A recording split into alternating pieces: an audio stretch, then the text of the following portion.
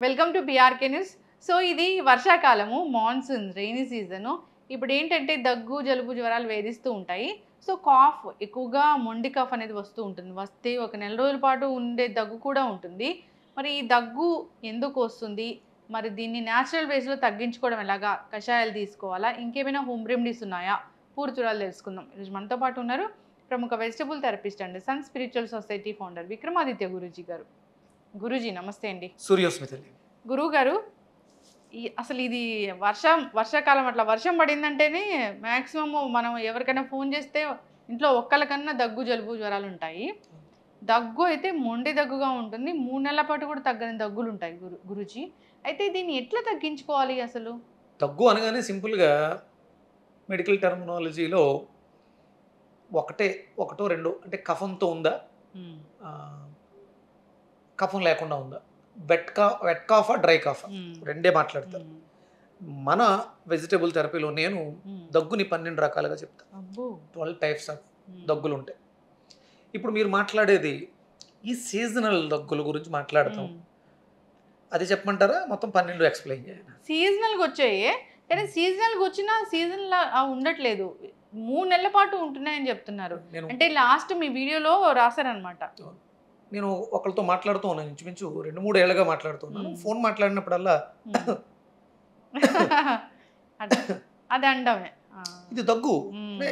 వాళ్ళు ఎవరితో మాట్లాడినా, ఎప్పుడు మాట్లాడినా ఆ దగ్గు అనేది అంటే ఇది ఒక టైప్ ఆఫ్ అంటే దగ్గుల్లో రకాలు ఉంటాయి. ఎక్కడో ఏ కవో కూడా ఒక సాంగ్ ఒకటి రాశారు, ముసలోడు తగ్గితే ఎలా ఉంటుంది, వయసులో ఉన్నవాడు తగ్గితే ఎలా ఉంటుంది అంటే ఏజ్ని బట్టి దగ్గు మారుతుంది. ఇందులో 2 రకాలు ఉన్నాయి. ఒకటి కడుపు మంట వల్ల వచ్చే దగ్గు ఉంటుంది. కడుపు మంట అంటే యాసిడిటీ. కడుపు మంట అంటే అవతల వాళ్ళు ఎదుగుతుంటే చూడలేని తనం, అప్పుడు కూడా కడుపు మంట. ఆ కడుపు మంట వల్ల దగ్గు అంటే ఎక్స్ప్రెషన్ అలా వస్తుంది.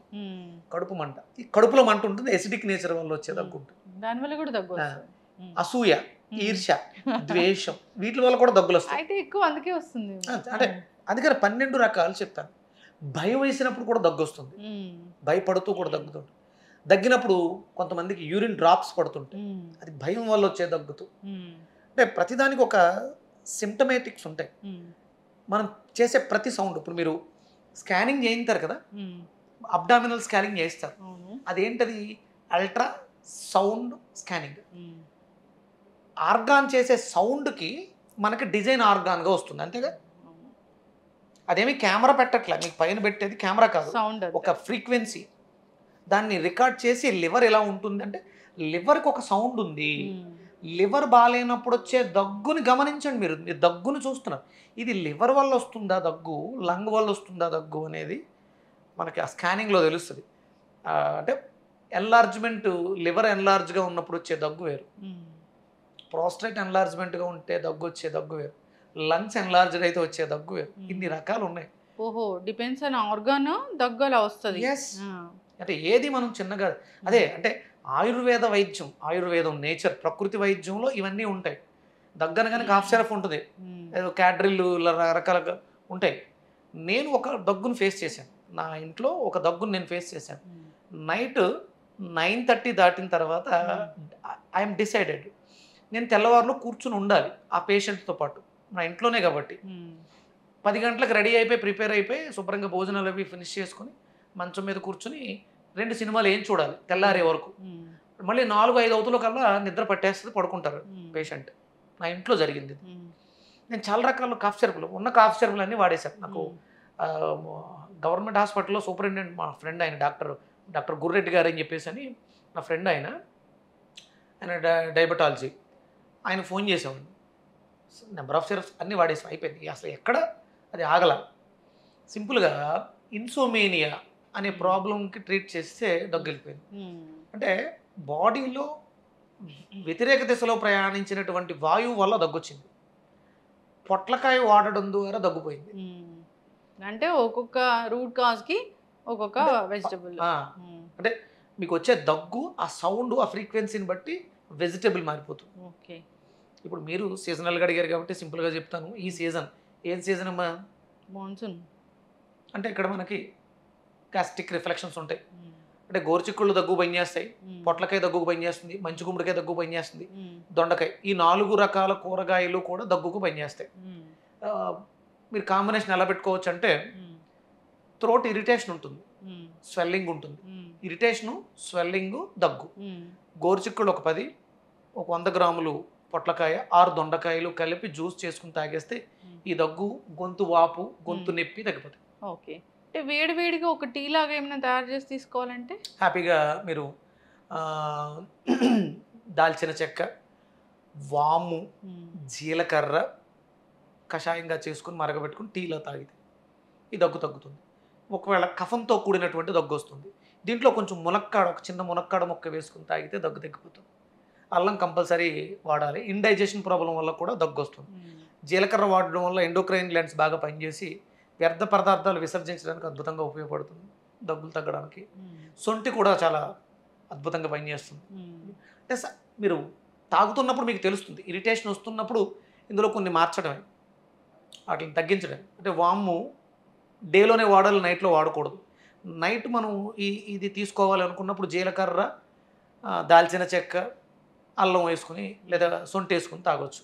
డేలో అనుకున్నప్పుడు వాము, జీలకర్ర, అల్లం దంచి నీళ్ళలో వేసి మరగబెట్టి చిన్న మునక్కాడ ముక్క వేసుకొని కషాయంగా తీసుకుని తాగొచ్చు. సూదినింగా ఉంటుంది మంచిగా. ఓకే, దగ్గు అనేది తగ్గుతుంది. మొండి దగ్గు అసలు తగ్గట్లేదని చాలా మంది చెప్తూ ఉంటారు. డ్రై కాఫ్ అయితే బెండకాయలు రోజు నైట్ నీళ్ళలో నానబెట్టి వడకట్టే పొద్దుటే ఒక 1/2 లీటర్ బెండకాయ నీళ్లు తాగితే మంచిది.